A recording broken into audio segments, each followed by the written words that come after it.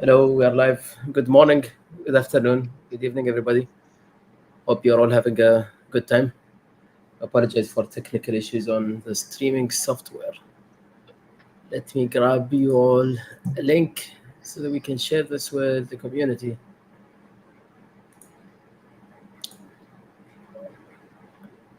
Here we go.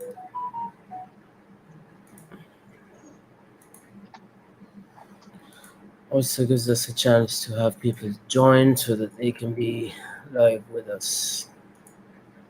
So let's see.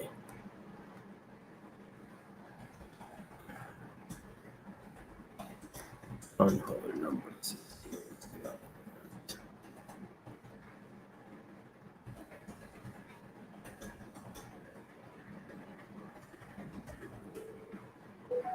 Go.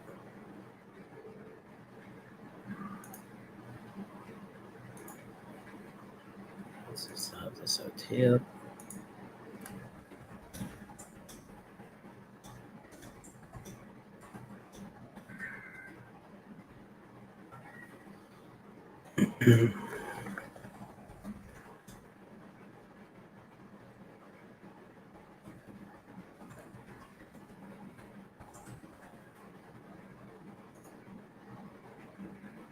Oh, okay, that was a good thing to notice.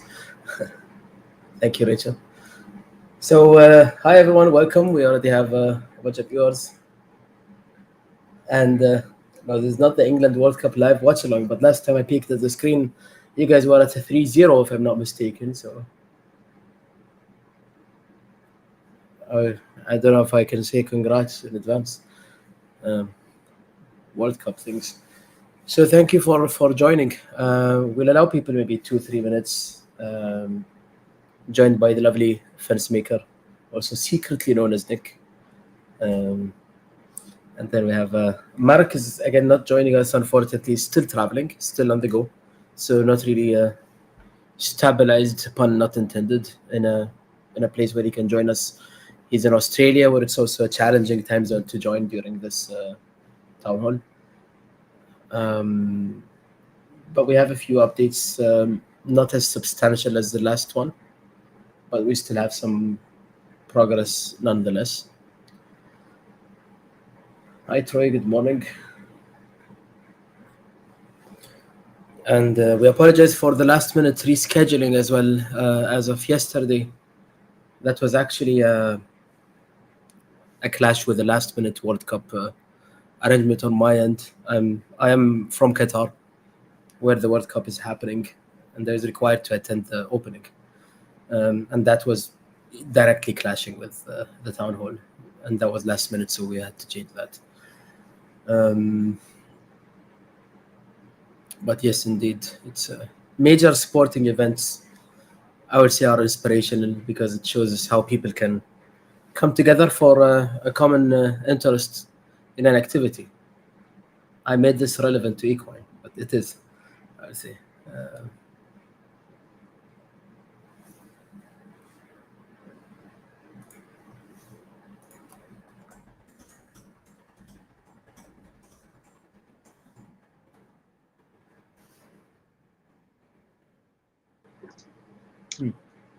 Are we waiting for a few minutes?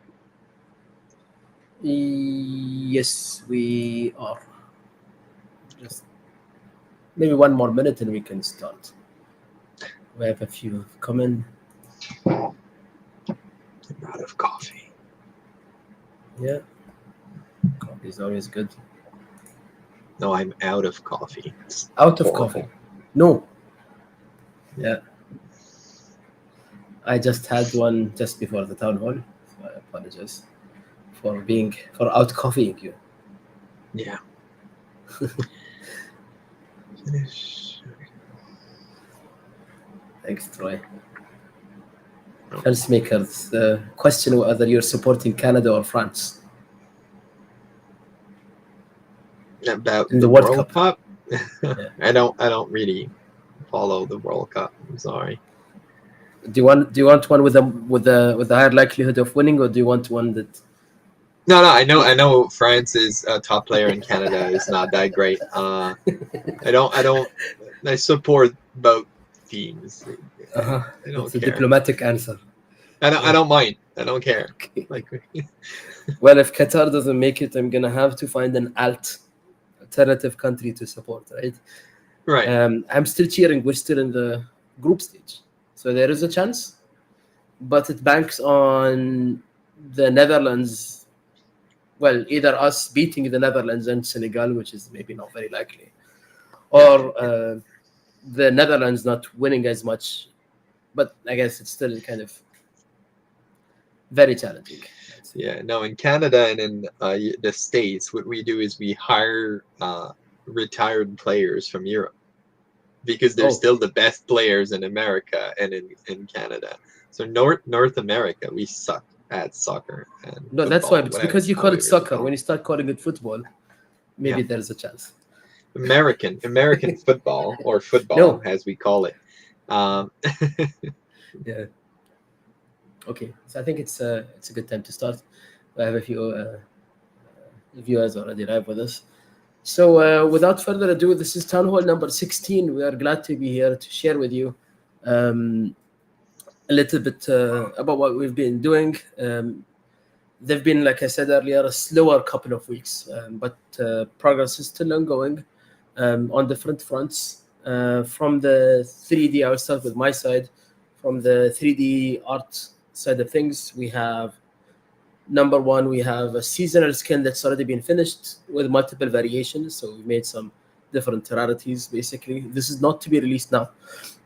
Um, it's actually to be released in the future, some while later, so maybe next year, hopefully.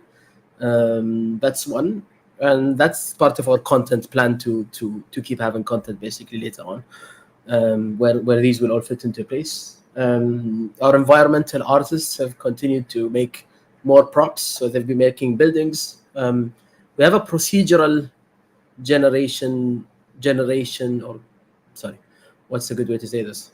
Windows that are possible to generate procedurally, as in you can select the frame width and size and how many frames and what color of the frames, what type of reflection and so on. So that helps in making assets and stuff like that. So we also have had that built. We have some very talented technical artists in that side of things. So these will be for props for the tracks, etc. We've also actually completed a visual bug fix, a general one, where when we optimized the thoroughbred horses, we also changed how the hair textures work. But then we hadn't generated the new hair texture for all of the colors. So that has now been done and completed. That will solve a bug if you have seen your stables and noticed that your horses all have the same color of hair or not the right color of hair. In the next update, you should be able to see that fixed because that will be addressed there. That's from the 3D art point of view. We will go to the dev side of things, Nick, if you may. Yep. So for the stables launch and the social beta, what we have, first of all, Flint Wallet is fixed their little issue that they had. I've been able to log in with Flint, but somebody sent me a DM that's very interesting, in which hardware wallets might not be working with Flint because they would be doing an extra check. And in that case, the way I've fixed hardware wallet logins doesn't work for Flint. So I'm going to be looking into that, trying to either come up with a solution or take it up with Flint, or anyway, try to fix that in some way. I think there's at least one easy fix for this. But this is new. It just came out. So one of you guys, while testing it with your hardware wallet on Flint, sent me that. So that's a new use case, basically. So I'm gonna look into that and fix it. As for the social release, we have released internally as a beta, an alpha, if you wish, an internal beta. So only for the team and the moderators. The guilds and friends and chat. So the social release is basically underway. It's not feature complete, so there's still a few things missing, like guild chat. but it's already up in a beta version, and we're already playing around with it and having the mods and the team play around with it, so that we're making sure, and this is a full staging environment, so it's actually live in a secret location, and this is to ensure, of course, that when we put that's called a staging environment. So when the staging environment is good, we're going to push it to release, where it's going to be an actual beta with you guys, but it should be way more sturdy and have already been tested by us in a full environment, and everything should be working for us before we give it to you guys. So you might still find kinks and bugs, but those should be tiny. Or weird configuration issues, or weird, like I've got an old Macintosh, and stuff like that, which is fine. But you can keep giving us those bug reports, but it should be nothing game breaking. So that's better. On the 3D side, for a non-technical reason, there's been a delay. So the last 2 weeks, we've not seen much progress. So we're still working on scene size optimization and cache. A lot of fixes when moving the camera around, especially for you guys that have like a lot of horses, and the skins configurator, where we can finally see the skins and like configure which skins goes with which horse. So that's been looked. A lot of people look forward to this. Us also, and it's coming soon. It's going to be pushed to beta pretty soon, but it's not been done yet. So it's being worked on. On the more tech side, and less app-related side, we're still working on that SIP, so Cardano Improvement Proposal for the volatile metadata. It's gone through internal iterations between me and our smart contract devs, and we came up with a few really interesting things, like a single transaction to reset the number of daily races for all 14,000 horses, let's say, to 5, so that you can do 5 daily races a day. So posting on chain an update to reset every horse to 5 is now a single line. So we're playing a bit with the metadata language to make it come up with a lot of powerful and yet very simple use cases, so that for us it's very efficient, and that it can play more roles in the game dev environment when other games try to use our protocol for their metadata updates. Obviously, it's still going to be a work in progress. We might have a moving target on that, but we want to just come up with the simple,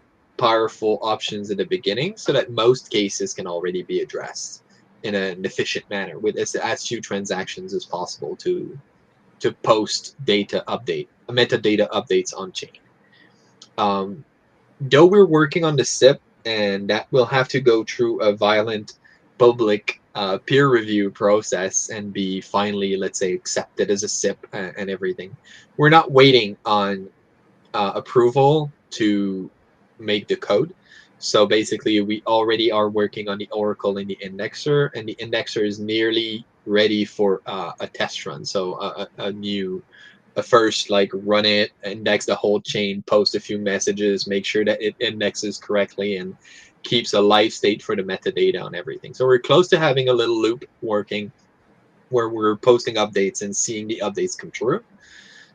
So we're going to do that regardless. Basically, the SIP thing is like an added value, something that we'd really like to get through, and it will also make it much more likely that pool PM and wallets and everybody will support this live metadata format, which would be beautiful. So we are going through the whole SIP thing for that, but we're gonna have a solution regardless for eCoin. So eCoin will be working anyway, but I'd really like to get that public so that other people can use it and wallets support it, and we get the full shebang. That's it for dev updates. That's great. Thank you, Nick. Just to let me see if I missed something. Okay, I didn't. Yeah, that's great. I got a couple of questions I suppose we can just take before we go to the marketing section. There's a specific question about progress of working on the stable view bugs. And no, it will be part of the same push that we're going to do for that. As we said, we're close to complete. It's beyond the 90% mark, I would say, for everything related to that update. Just waiting for the final touches. We're just waiting for those to be done before we can have that get tested.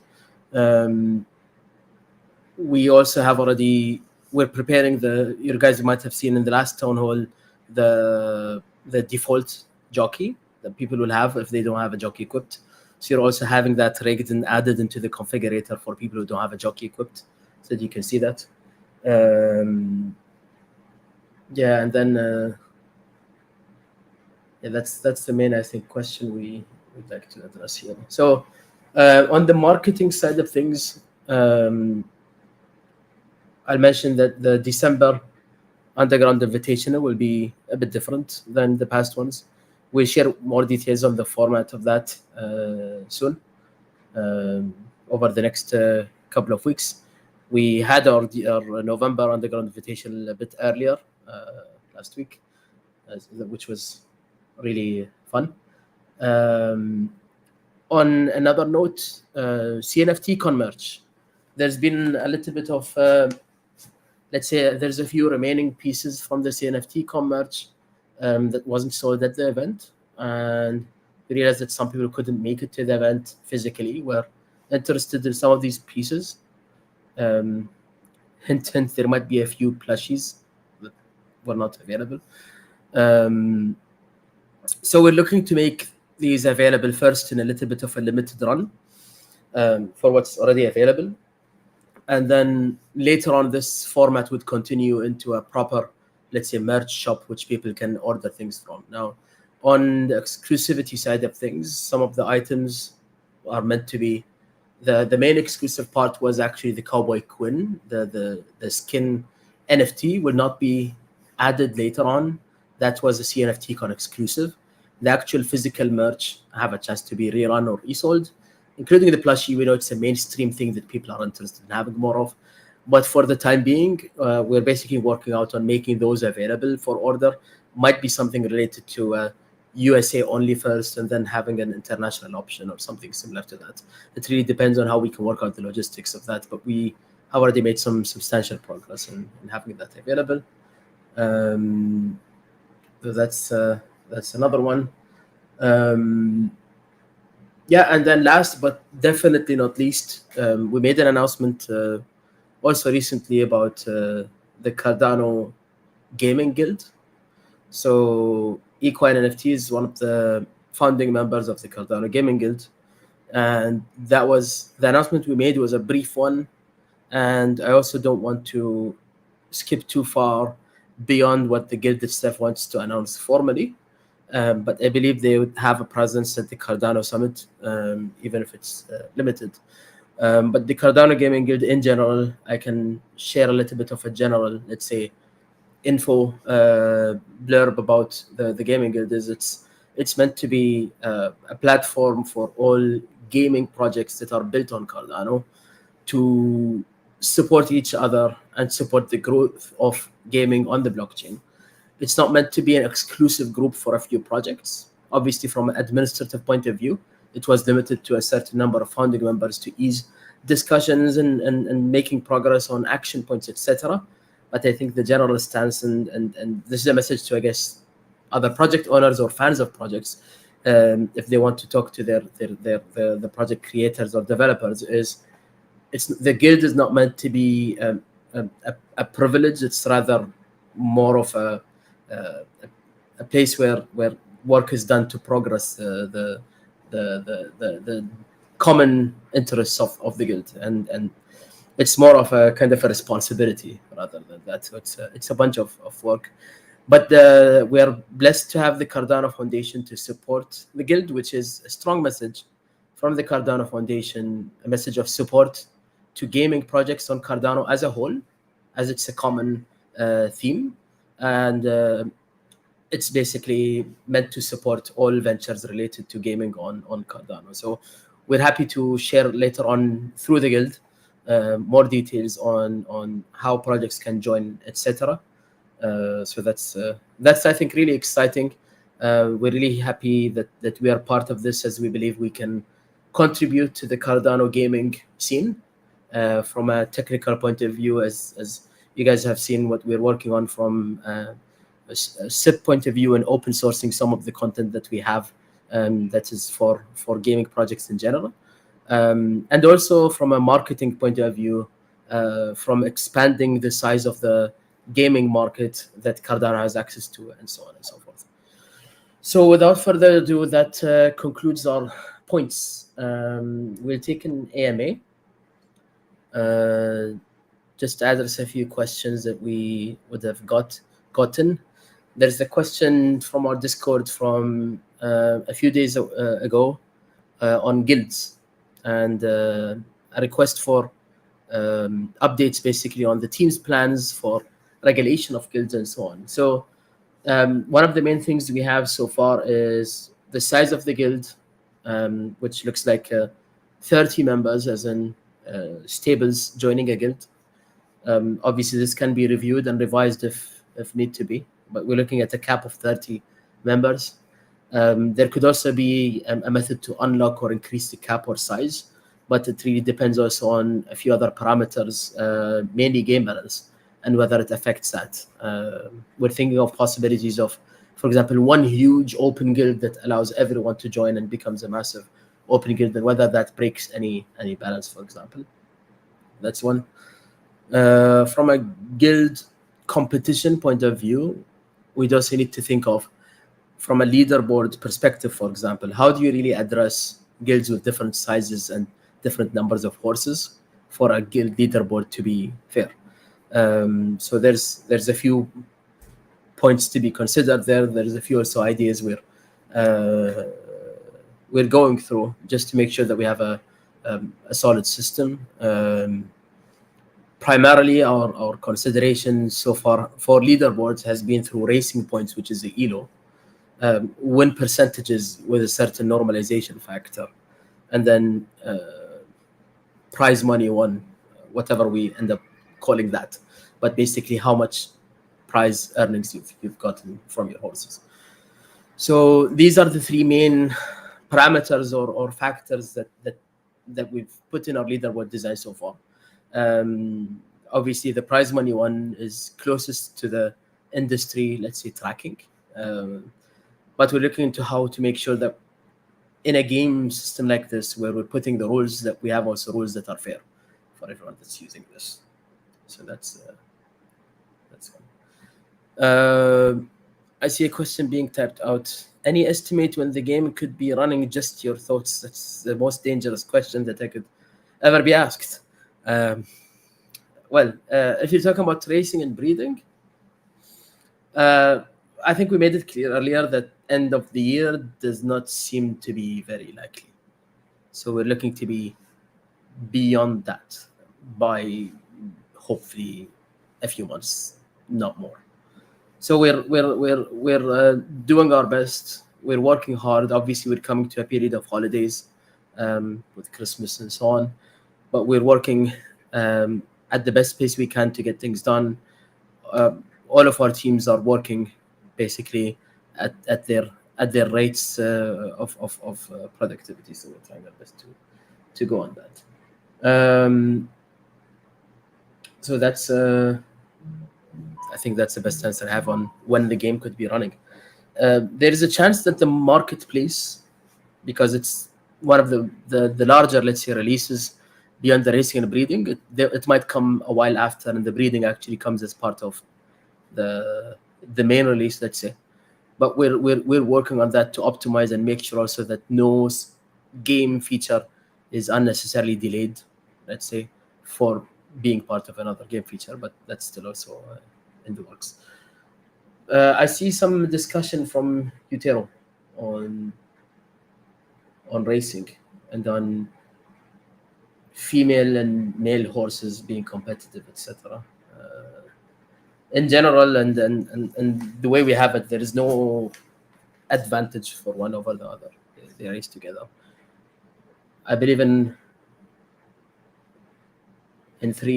thoroughbred horses, horse racing. It's there are races that are gender specific, but generally speaking, they can also race together. Amr, I see your comment on Houdini being software that's used for procedural generation. Yes, but typically not for real-time rendering, as far as I understand. Here we actually have a bunch of shaders that are put together to make that in Unity. So that's there. Let me see if we have any other questions. Thank you, JPS, for that one.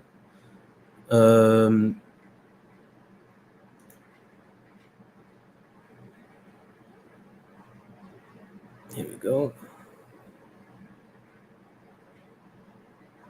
Okay, I don't see any new horses.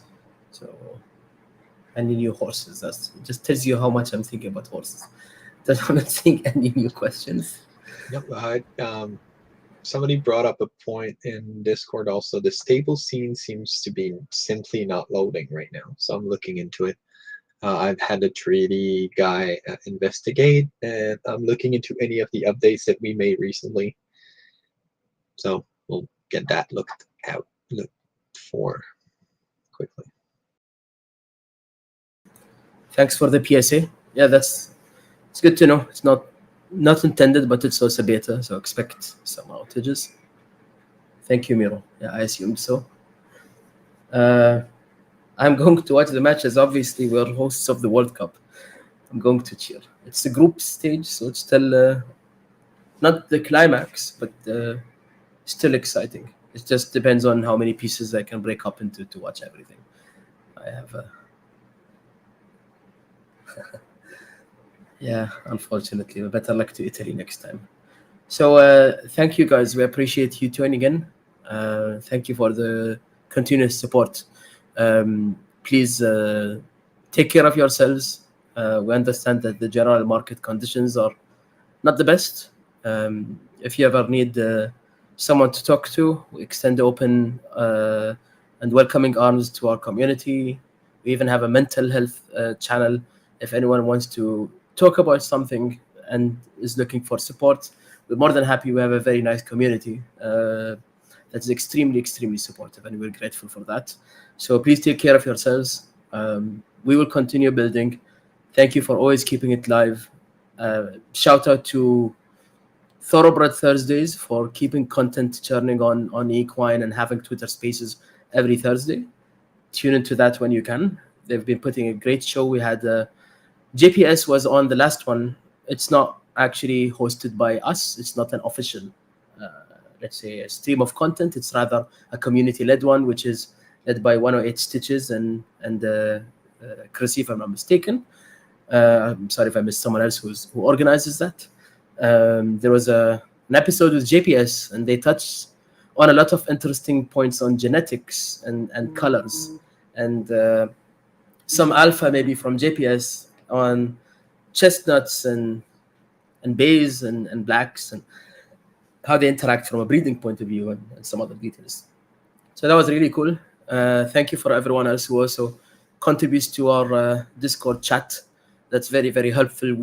Even when we don't directly interact, we're reading what's happening there and looking at what everyone is thinking about and talking about. It's really interesting to us. So we appreciate you all. Thank you, Fensmaker, for joining this town hall. Thank you, everyone who tuned in. And big thanks to our community mods, Rachel, everyone who's building with us in Equine, working hard to make this project pan out and reach a successful release. We look forward to sharing with you the next town hall, and we see you guys next time. Tuning out. Thank you guys for coming. Bye-bye.